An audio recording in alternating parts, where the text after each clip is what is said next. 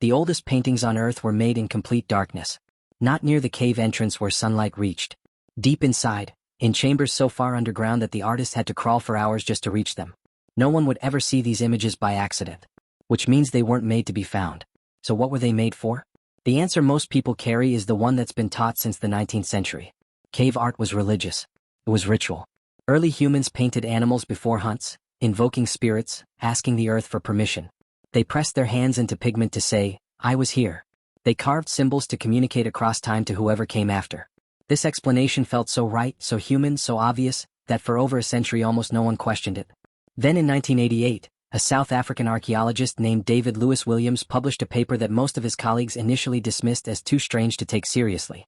He had spent years studying the rock art of the San people of southern Africa, images made by hunter-gatherers across thousands of years. And he noticed something nobody had thought to look for. The geometric shapes in the art, the spirals, the grids, the dots, the zigzag lines, were not random cultural symbols. They were not stylistic choices. He had seen those exact shapes before. In the medical literature on hallucinations. Here is what Lewis Williams had discovered.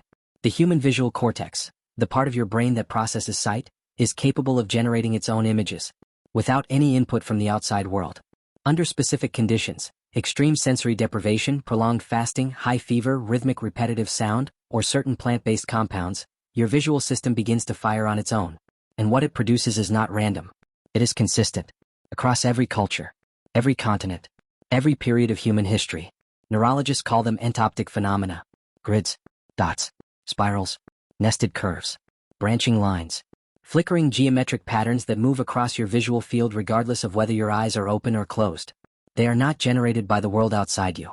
They are generated by the structure of your own nervous system. And when Lewis Williams cataloged the geometric forms found in caves across Europe, Africa, and Australia, he found the same shapes, over and over. Not because these cultures had any contact with each other, but because they all had the same brain. This discovery had a name. Lewis Williams called it the neuropsychological model of cave art. The scientific community spent the next 2 decades either attacking it or trying to build on it. By the early 2000s, enough cross-cultural data had accumulated that the core of the argument was difficult to dismiss. The geometric shapes in prehistoric art were not cultural. They were neurological. They were evidence of a specific brain state. And someone 40,000 years ago had learned how to reach that brain state deliberately. But this is where the story gets genuinely unsettling. Because Lewis Williams was not simply saying that ancient humans hallucinated and painted what they saw. He was proposing something far more specific. That the deep cave was not a canvas. It was a technology. Deliberately chosen, deliberately engineered, to induce a particular state of consciousness. Think about what a deep cave actually does to a human brain. You crawl for hours in complete darkness. The air changes. Sound behaves differently. The chambers that hold the most paintings also have the most unusual acoustics, a finding confirmed by archaeoacousticians who mapped 17 decorated sites across France and Spain. Your body loses track of where it ends and the stone begins. Your visual cortex, starved of input, begins generating its own light. Neuropsychologists who study altered states describe a consistent progression. First come the geometric forms, the grids, the spirals, the dots. Then the mind begins to impose meaning on them. The spiral becomes a tunnel. The grid becomes a landscape. And in the deepest stage something stranger happens. The boundary between self and world begins to dissolve. Figures emerge that are part human, part animal. Researchers call these therianthropes. Half person, half beast. Now go back to the cave walls. At Lascaux in France, in a shaft so deep and difficult to reach that most visitors never see it, there is an image that has confused researchers for decades. A wounded bison. A prone human figure with a bird's head.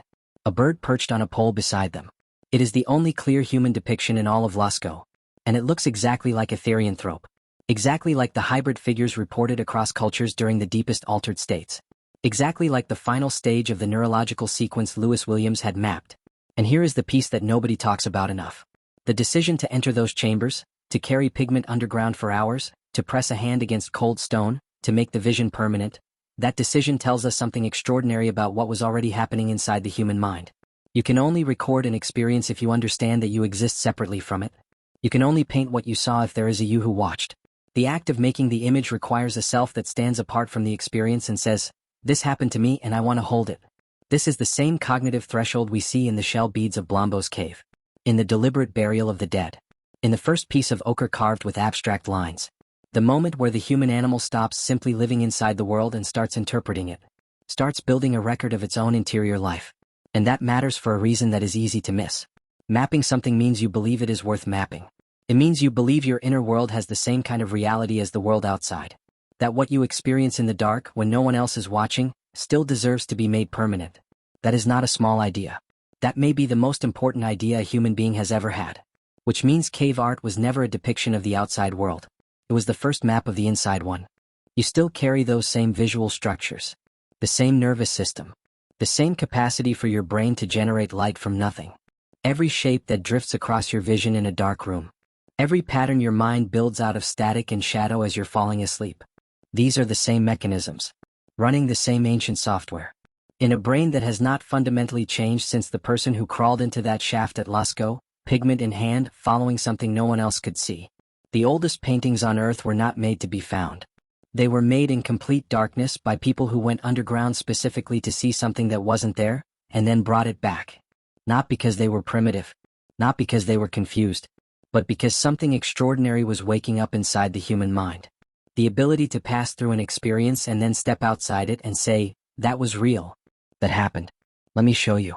40,000 years later, you are still doing exactly the same thing. Every story you tell. Every photograph you take. Every time you lie awake replaying something that already happened. You are not so different from the person in that dark tunnel, holding a torch, looking for something worth painting. Follow for more. Like if this changed how you see something.